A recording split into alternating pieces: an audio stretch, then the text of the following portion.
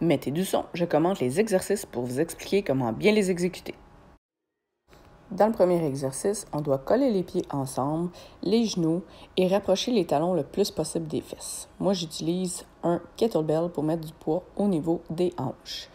Je vais pousser dans les talons et dans l'extérieur des pieds pour pouvoir lever le haut du corps et le kettlebell avec les fessiers. Donc, avant même de bouger, je contracte, je squeeze les fesses et c'est ce qui me pousse par en haut. Ensuite, j'utilise mon kettlebell pour pouvoir faire un Turkish get-up. Donc, on se couche, on utilise le kettlebell en haut de notre tête qui doit toujours rester en haut de notre tête.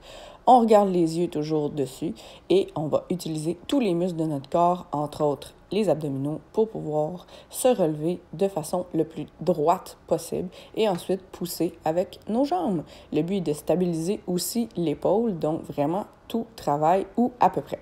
Donc, encore ici, j'alterne avec le premier exercice. J'utilise ma main, mon kettlebell en haut de ma tête, tous mes muscles pour pouvoir me relever debout le plus droit possible, une fois chaque, et je vais répéter cet enchaînement plusieurs fois.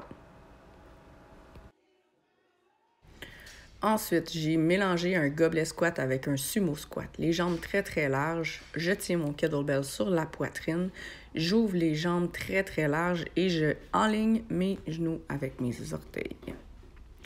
Je vais alterner avec du kettlebell swing. Les bras doivent rester le plus relax possible. Ils vont seulement suivre l'élan du kettlebell et c'est la chaîne postérieure ainsi que les hanches qui propulsent le tout. Pour le premier mouvement, je vous le refais ici, je vais vous l'enchaîner 2 fois. Donc, comme vous pouvez voir, mon dos reste très, très droit.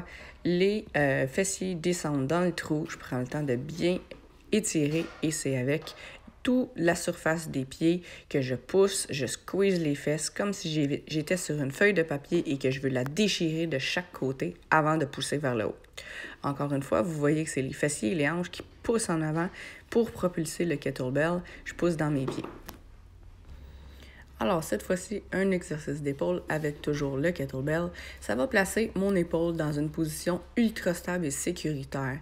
Donc, la main placée dans le kettlebell est vraiment idéale. Le coude va descendre en ligne avec l'épaule et je vais utiliser une inclinaison. Je continue dans ce même sens. Cette fois-ci, je peux monter jusqu'à 90 degrés, comme vous pouvez voir, sans nécessairement impliquer mon trapèze, contrairement à du lateral raise qu'on verra tantôt. Donc, on redescend le moins bas possible pour rester dans la contraction. Ensuite, on va pousser vers le haut avec le kettlebell comme si on le glissait sur un mur. Regardez comment mes coudes restent en ligne, toujours avec mon épaule et mes poignets. Je vais aussi essayer de faire une action de vouloir déchirer la poignée du kettlebell de chaque côté.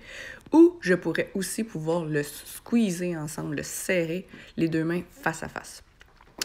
Contrairement au kettlebell swing, on va plutôt utiliser les épaules et les bras pour faire un front raise. Donc, on n'utilise pas le swing, comme on dit, des jambes. On ne triche pas et on monte doucement les épaules. Si on se fie à mon visage, c'est pas facile. Ensuite, on va faire un genre de upright row avec le kettlebell. Bien sûr qu'on va déchirer la poignée de chaque côté, en plus de lever vers le haut. Vous voyez, les trapèzes sont relax, c'est vraiment que les épaules. Vous avez l'impression d'aller porter les coudes de chaque côté des murs.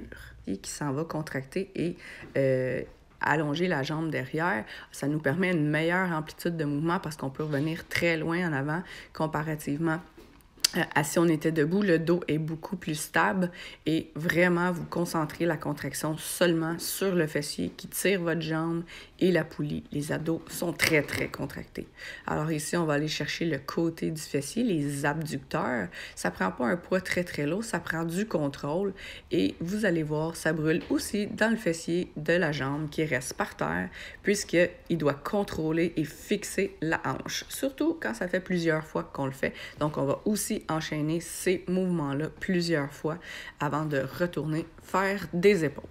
Un coup que c'est terminé, on va pouvoir se tourner vers la poulie, faire une extension de hanche, debout, toujours le dos relax et pouvoir maintenir cette position-là un 20 à 25 secondes puisque le poids n'est pas très très lourd. On va faire une contraction isométrique.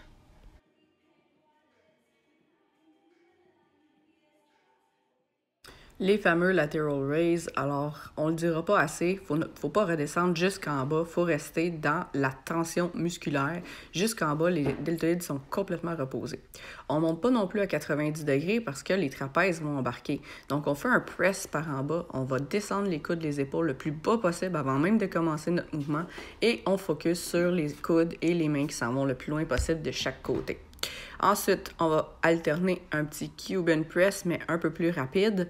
Donc, plie les coudes 90 degrés avec un petit swing des bras, en même temps qu'on fait une rotation externe et qu'on va faire un press vers le haut. Donc, c'est un mouvement un peu complexe, mais il y en a plusieurs qui sont alternés pour donner un seul et même mouvement très rapidement. Et vous voyez, ça brûle. J'aime bien finir avec des push press, même s'il n'y a pas beaucoup de poids sur la barre, pour pouvoir achever toute l'énergie et finir le brûle le plus possible dans les jambes, les fessiers et les épaules. Bien évidemment que ce ne sera pas tout le monde qui va être capable de faire ça. Je vous montre mon finisher cette journée-là. Donc, c'est qu'est-ce qui va nous permettre de brûler les épaules, les achever s'il en restait un petit peu à l'intérieur. Bon, je fais un transfert de poids avec mon épaule qui vient stabiliser pendant que ça soutient le poids de corps et que je fais un équilibre sur les mains et je répète autant de fois que les épaules me le permettent avant de prendre un petit repos et d'enchaîner avec, oui, 2 autres finishers.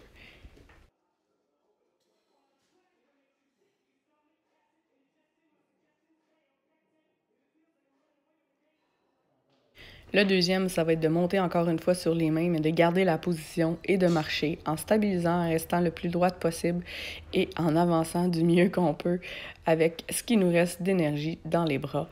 Donc, on essaie de garder le dos droit et de contracter les abdos en même temps. Voilà. Toujours la tête à l'envers et sur les mains, je fais un équilibre et je vais faire des strict handstand push-up, donc sans aucun élan, seulement la force des épaules pour soulever le poids de mon corps le plus souvent possible en restant toujours droite. Faites attention, ça peut être dangereux si vous cognez la tête trop fort sur le sol. Suivez-moi sur les réseaux sociaux. Abonnez-vous à ma chaîne YouTube Massothérapie sportive Marie-Claude Légaré, activez les notifications et soyez informés à chaque fois qu'une vidéo va sortir. Voici ma page Facebook, Massothérapie sportive Marie-Claude Légaré. Vous pouvez aussi me suivre sur mon compte Instagram Massothérapie, petite ligne en bas, sportive, petite ligne en bas, MCL. Et mon site web avec tous les blogs ainsi que beaucoup d'informations, massotherapiesportive.ca.